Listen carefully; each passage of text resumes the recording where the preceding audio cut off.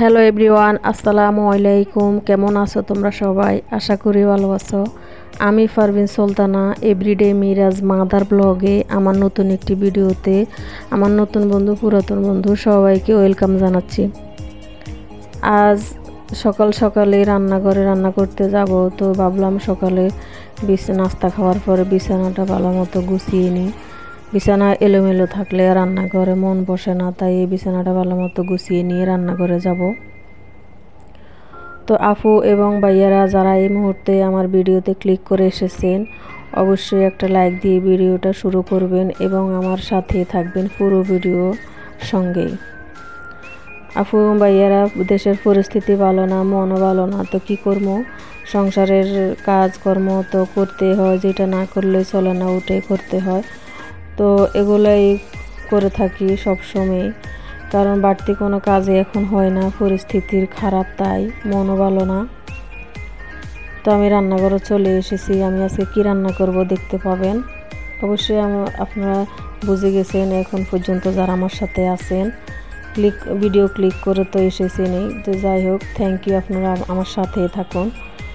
আমি এখানে এই যে একটা পাতিল বসিয়ে দিয়েছি চুলার উপরে, তার গরম হয়েছে, তারপরে দিয়ে দিলাম সাদা তেল পরিমাণ মতো। আমি দিয়ে দিলাম পেঁয়াজ যখন একটু মানে কাঁচা গন্ধ গিয়েছে, পরে দিয়েছিলাম চিংড়ি মাছ একটু ভাজা হয়ে গেছে, দিয়ে দিলাম কাঁচামরিচ, তারপরে দিলাম লবণ, হলুদ পরিমাণ মতো যতটুকু লাগবে। তরকারির পরিমাপ অত বোঝানো কিছু নেই, কারণ যদি তরকারি বেশি হয় মশলাও বেশি হবে, যদি তরকারির পরিমাণটা কম হয় তো মশলাও কম হবে। তো ওই রকম ধারণা তো কেউ দিতে পারবো না। আমি যেরকম রান্না করি আমার পরিবারে যতটুকু লাগে অতটুকু হিসাবে, কেউ জাল কম খায়, কেউ বেশি খায়।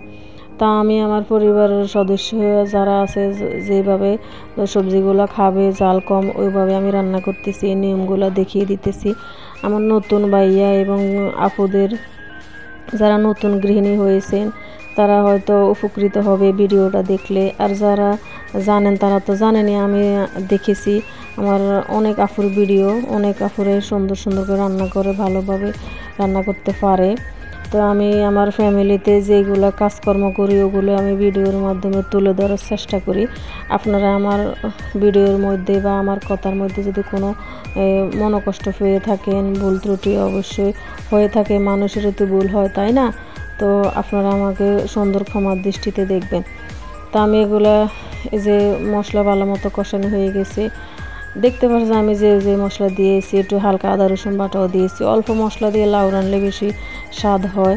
তা আমি ওইরকম ওই যে গুঁড়ামরিচ দেবো না, শুধু কাঁচামরিচ, হলুদ, লবণ আর একটু সামান্য আদা রসুন বাটা, এইগুলো দিয়ে আমি কষিয়ে নিয়েছি মশলাটা ভালো করে। তারপরে দিয়ে দিয়েছি লাউ। এই যে লাউটা ভালো মতো কষানি হইতেছে, নাড়াচাড়া করতেছি।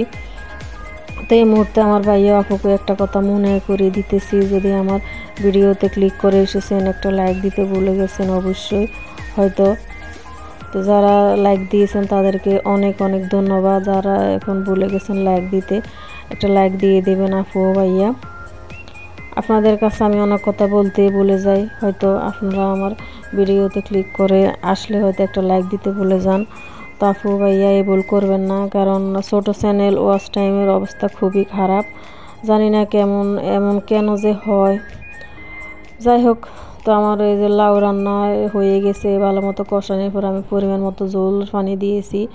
তো এখন লাউ রান্না হয়ে গেছে। আমি নামানোর আগে একটু ওই যে ধনিয়া পাতা, তারপরে কাঁচামরিচ ফালি করে দিয়ে দিয়েছি। এখন নাড়াচাড়া করে আমার লাউ রান্নাটা হয়ে গেছে, আমি নাড়াচাড়া করে নেমে নেব। নামিয়ে নেওয়ার পরে যে ফাইনাল লুকটা এরকম হবে আর কি। তো আপনারা দেখতে পাবেন এই যে এরকম হয়েছে। এরকম করে রান্না করে লাউ খেয়ে দেখবেন, অনেক সুস্বাদু হয়। আজকে আর নয়, আল্লাহ হাফেজ।